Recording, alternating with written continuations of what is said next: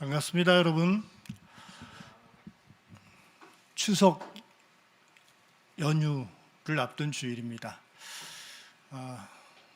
추석을 앞둔 여러분들의 심정은 어떠신지 모르겠습니다.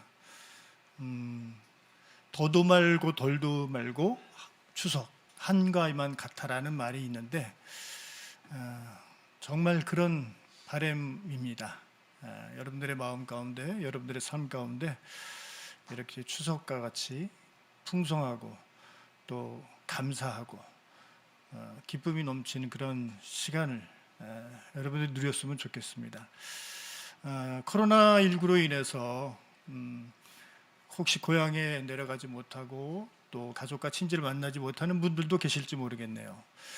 그런 분들에게는 몸은 떨어져 있지만은 마음만은 서로에게 풍성한 또 기쁨이 충만한 그런 소식들이 오고 갔으면 좋겠습니다.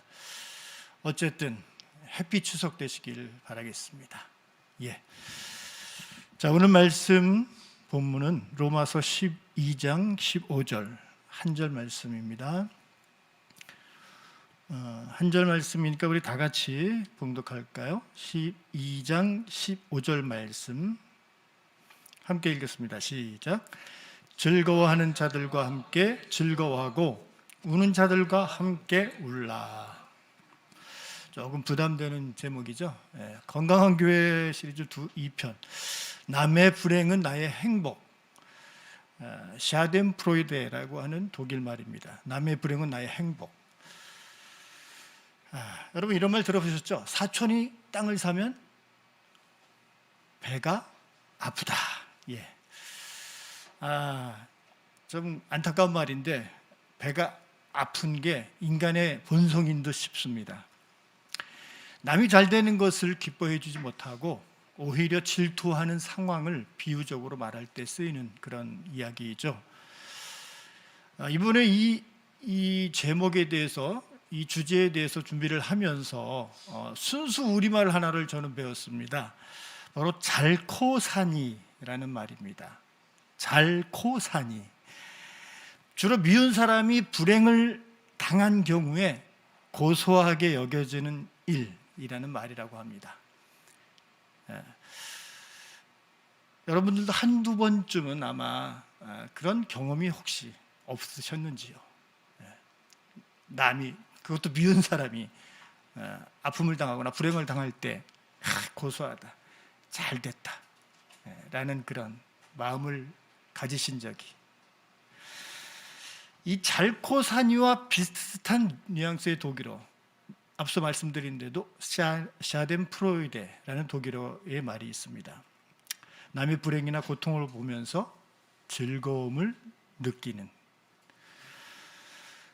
코로나 사태가 장기화돼 가면서 파산 그리고 실업 대란 등으로 많은 사람들이 힘겨워하고 고통 가운데 있습니다.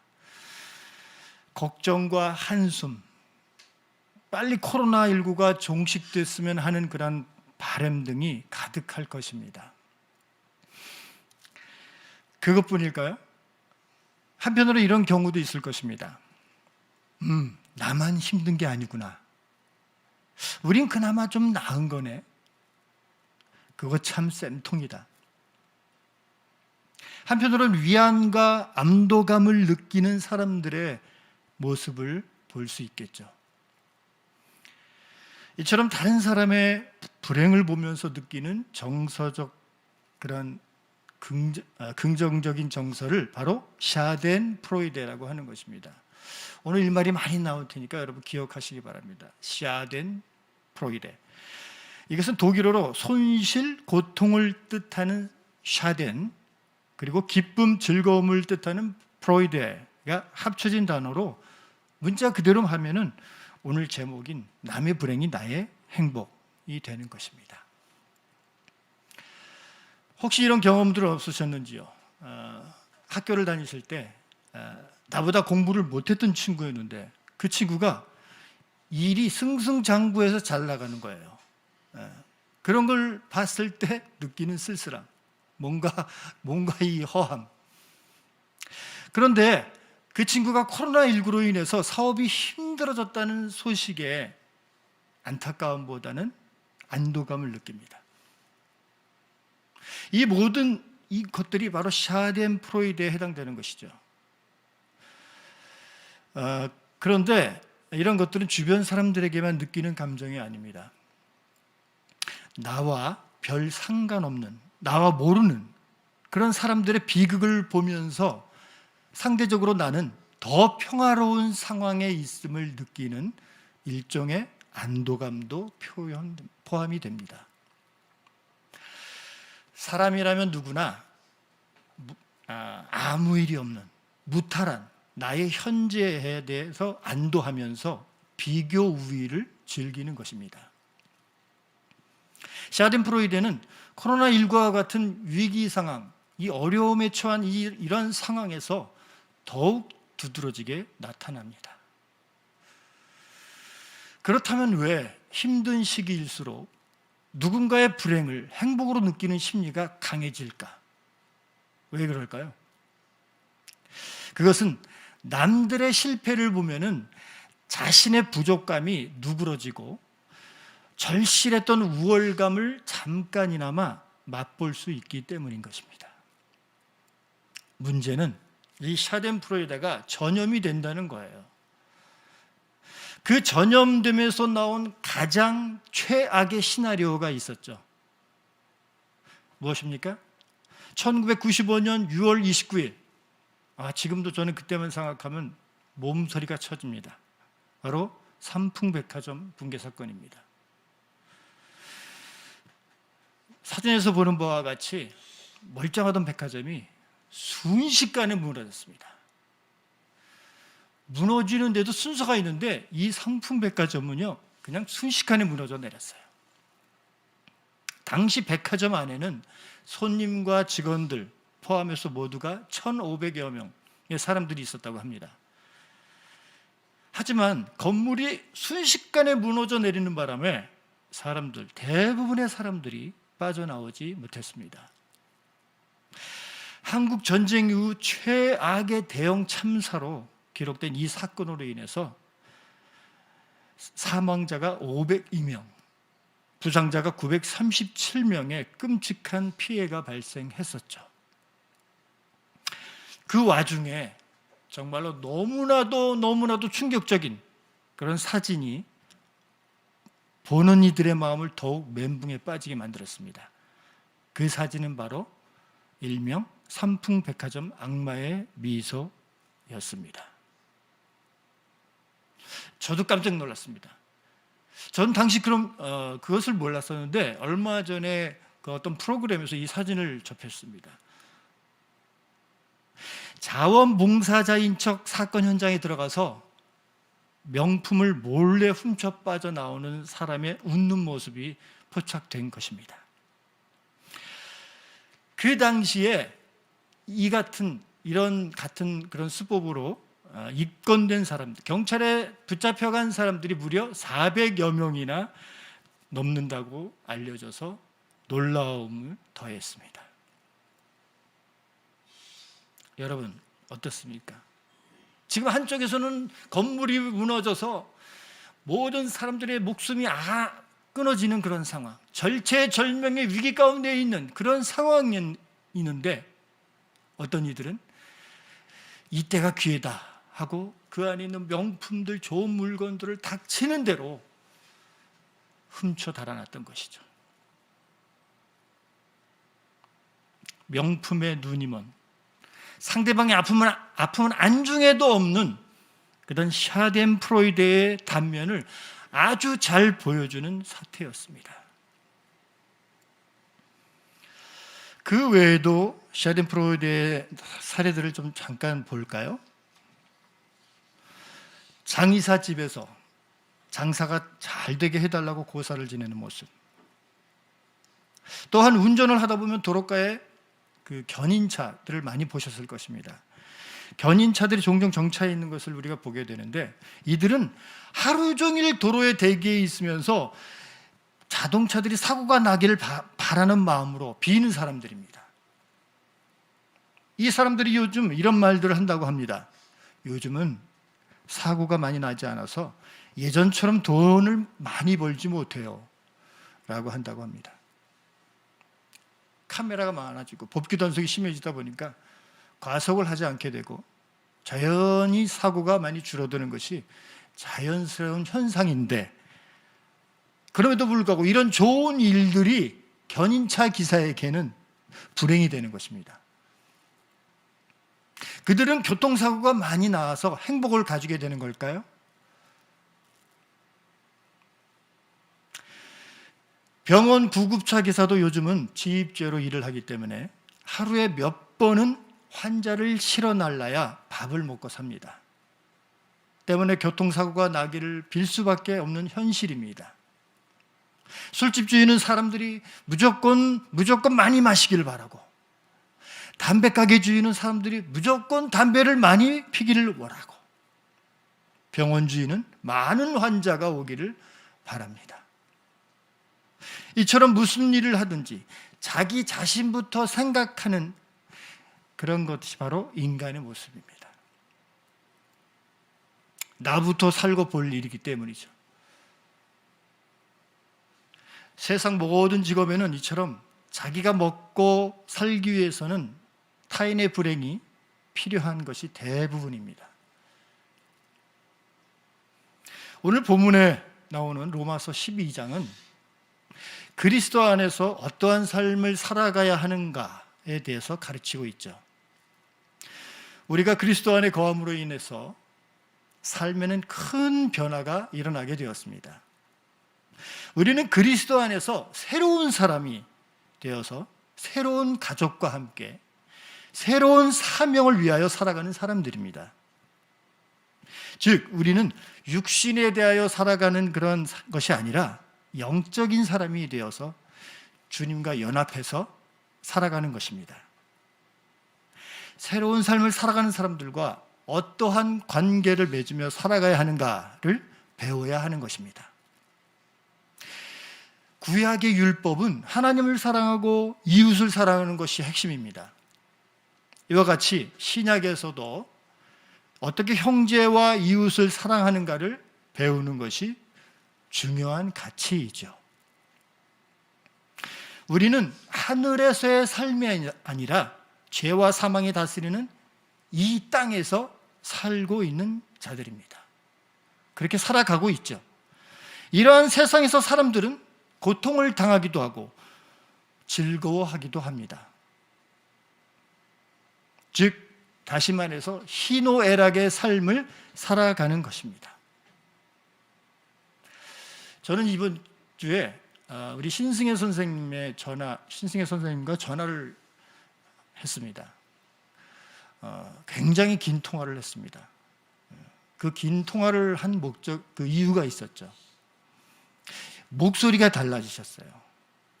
전에는 여러분도 알다시피 우리 신승혜 선생님이 약간 중저음의 목소리였습니다. 그런데 지금의 목소리는 중고음의 목소리가 되었습니다. 그것은 다시 말해서 굉장히 좀 이렇게 업되었다고 할까요? 무슨 말만 나오면 그 입에서 감사가 나오더라고요. 여러분들도 아시다시피 우리 신승현 선생님 이번에 많이 고생을 하셨죠.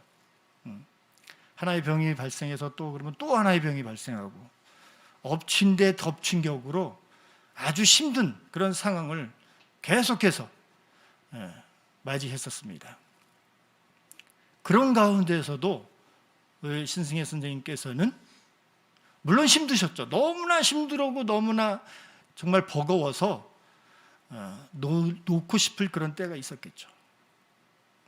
이번 주에 저는 전화로 통화를 했지만 제 아내와 우리 이규현 목사 아내 되는 우리 장쌤과 이제 만났다고 하는데 그 모습에서 제가 전화를 듣는 것 그 이상으로 우리 신승현 선생님이 감사와 또 소망에 찬 모습이었다고 합니다. 왜 그랬을까요, 여러분? 저는 기독교인들, 교회가 하는 것 중에 잘하는 것이 있다고 생각해요. 그것은 바로 한 사람이 아프면 그 아픔을 함께하고 또 그것을 기쁘면 기쁨을 즐거워하는 일들. 우리 교회들이 그런 일들도 참 잘한다고 저는 생각합니다. 물론 코로나로 인해서 지금은 아파도 병원에 갈 수 없는 그런 제한적인 상황이지만은 우리 신승현 선생님께서 그런 아픔을 당했을 때, 또 그 외에 우리 많은 공동체 식구들이 아픔을 당했을 때 우리가 함께 아파하고 함께 슬퍼하고 함께 기도하고 함께 응원했던 그런 모습들을 저는 기억합니다. 신승현 선생님께서도 그것을 잊지 않으시고 본인의 이런 그런 과정 가운데서 그것을 극복해내고 지금 소망 중에 살아가고 있는 것들이 모두가 함께 하신 여러분들의